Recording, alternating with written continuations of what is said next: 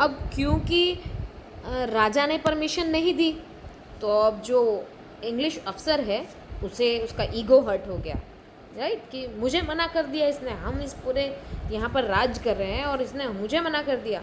तो इससे उन्होंने क्या किया, उन्होंने राजा के अंदर के जो कैबिनेट मिनिस्टर्स हैं, राइट, जो कि खुद नाराज़ थे कि राजा बिल्कुल ध्यान नहीं दे रहे हैं, कैसे चलाना है कैसे नहीं, उन्होंने उनको तोड़ने की कोशिश की, राइट। मतलब उस ब्रिटिश अफसर ने ये कोशिश की कि मैं इसके कैबिनेट मिनिस्टर्स को अपनी तरफ ले लेता हूँ और फिर इसके राज्य को धीरे धीरे मैं अपने अंडर अंग्रेज़ सरकार के गुलामी में ले लूँगा। तो राजा को इसकी धीरे धीरे खबर पड़ी, उसके कानों तक ये बात गई।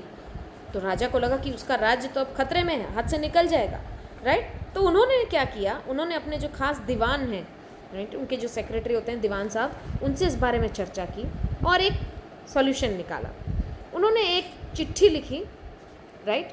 चिट्ठी किसे लिखी गई थी, एक ब्रिटिश कंपनी द्वारा स्थापित की गई ज्वेलर कंपनी को कलकत्ता में उन्होंने चिट्ठी लिखी। चिट्ठी में लिखा था, send samples of expensive diamond rings of different designs. ठीक है, उन्होंने कहा कि मुझे सैंपल भेजिए, आपके यहाँ की जितनी भी एक्सपेंसिव डायमंड अंगूठियाँ हैं उनके जो डिफरेंट डिफरेंट डिज़ाइंस हैं उनके मुझे सैंपल चाहिए। ठीक है, अब क्योंकि राजा ने मंगवाई थी, राइट, तो बिना कोई देरी किए हुए, ठीक है, जो उन्होंने अपने मतलब इस ऑर्डर करवाया और उन्होंने भी बिना कोई देरी किए हुए कुछ तकरीबन 50 अंगूठियाँ जो हैं वो आ गई। अब महाराजा ने क्या किया, जो 50 अंगूठियों का पूरा लॉट था आया हुआ, सुंदर सुंदर अंगूठियाँ थी, बहुत महंगे महंगे डायमंड्स थे, वो अंगूठियाँ उन्होंने किसको भिजवा दी, उस ब्रिटिश अफसर की पत्नी को। अब ये चीज़ यूनिवर्सल ट्रुथ है कि अगर आपको दुश्मन को हराना है तो आपको दुश्मन की पत्नी को ज्वेलरी देकर हरा सकते हो।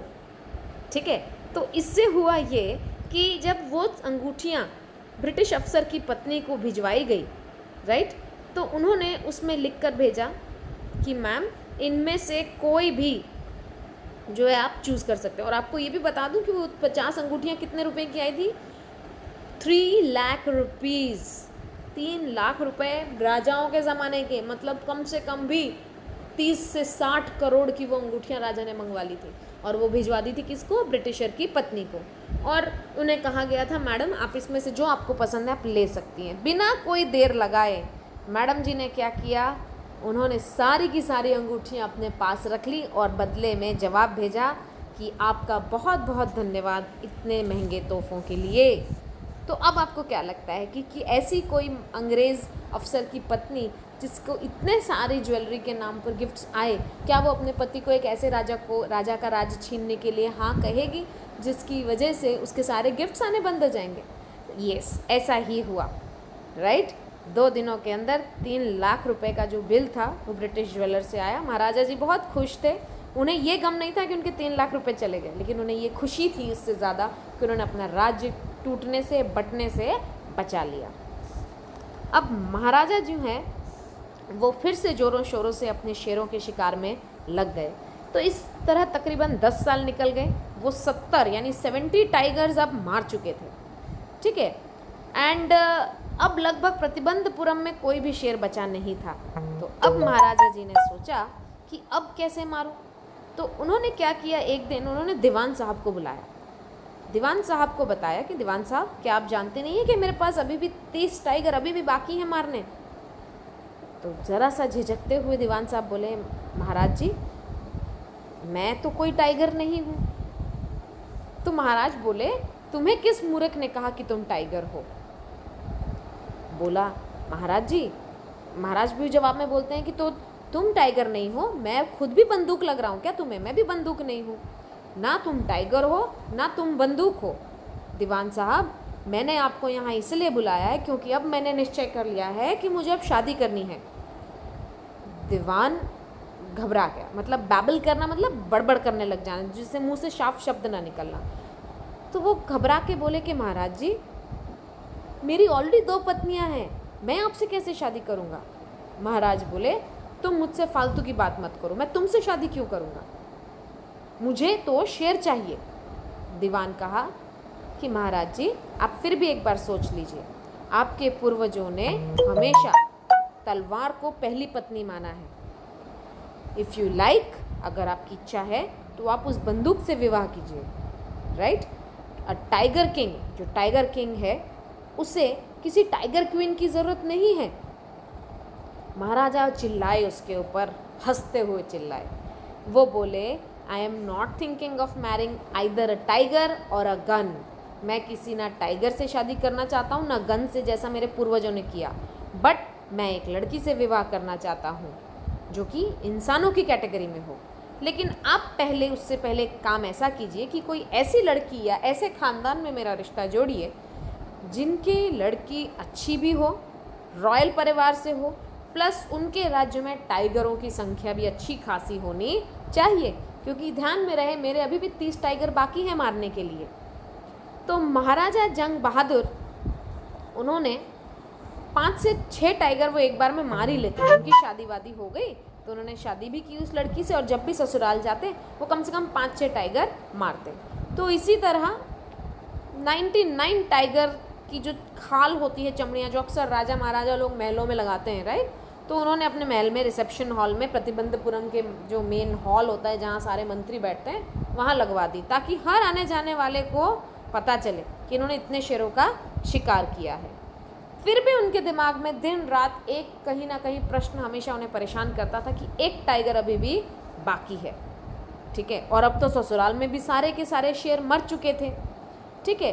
तो अब किया क्या जाए। इसी चक्कर में महाराजा जो है वो दिन रात सोते नहीं थे, यहाँ वहाँ सारा दिन भटकते रहते थे, शेर को ढूंढते रहते थे, राइट। उन्होंने बहुत ध्यान भी रखना पड़ता था, क्योंकि बोला गया था कि 99 टाइगर तक आपको कुछ नहीं होगा, आपको खतरा है तो आपको 100वें शेर से है।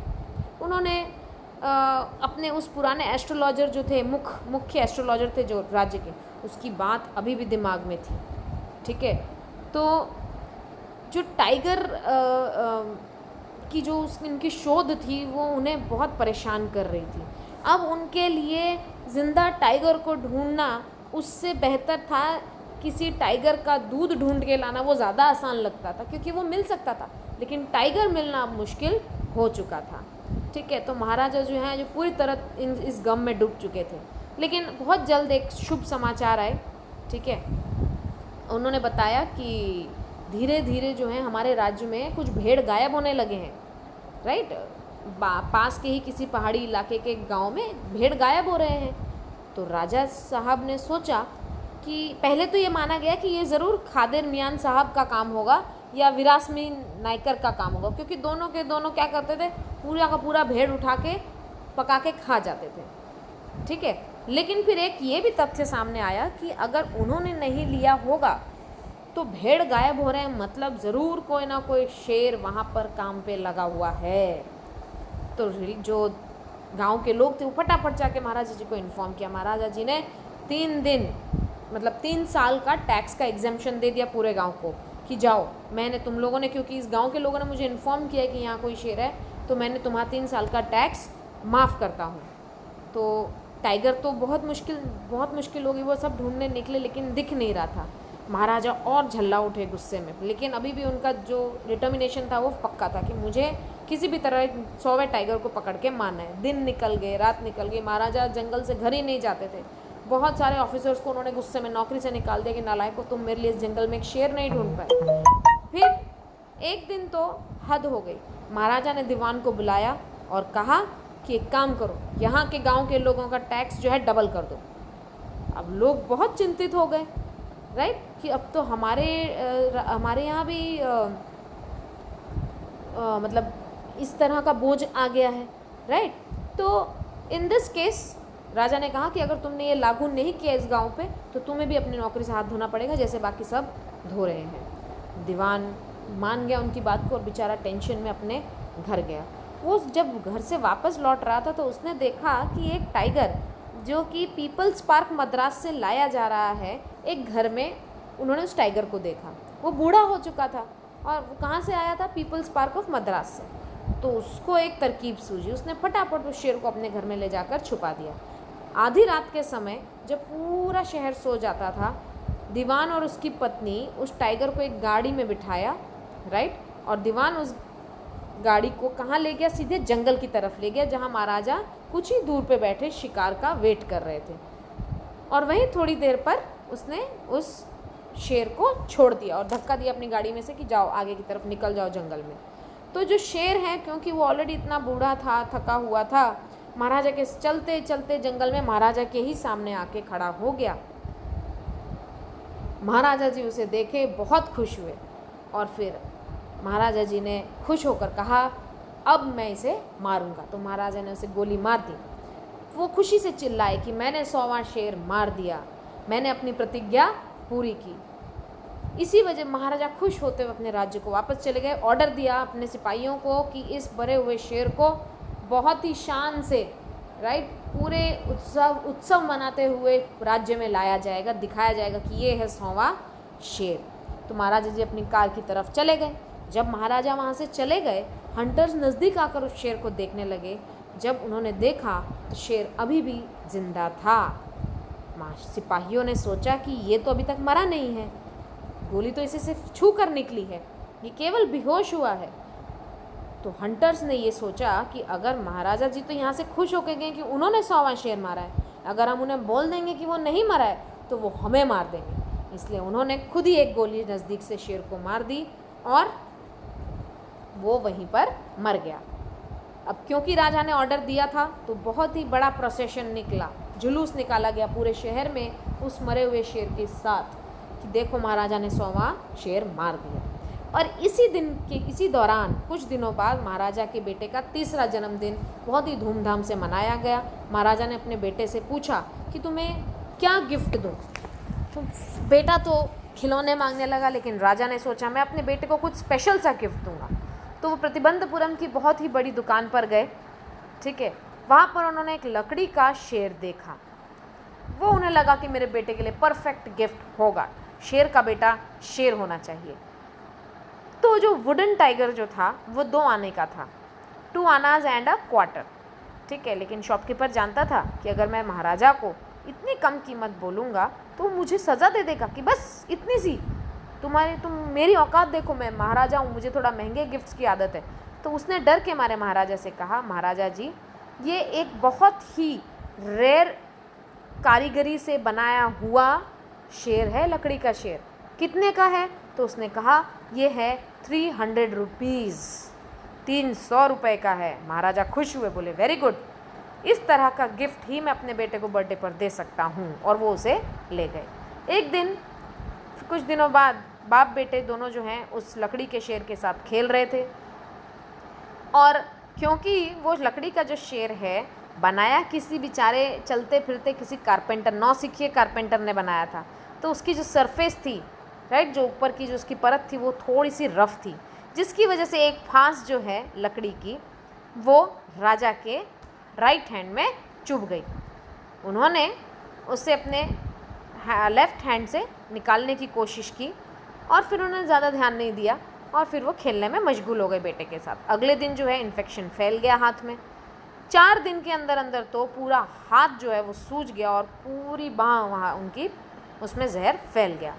बहुत ही बड़े 3 फेमस सर्जन्स को बुलाया गया मद्रास से। उन्होंने कंसल्ट करने के बाद आपस में डिसाइड किया कि हमें महाराज के हाथ का ऑपरेशन करना चाहिए।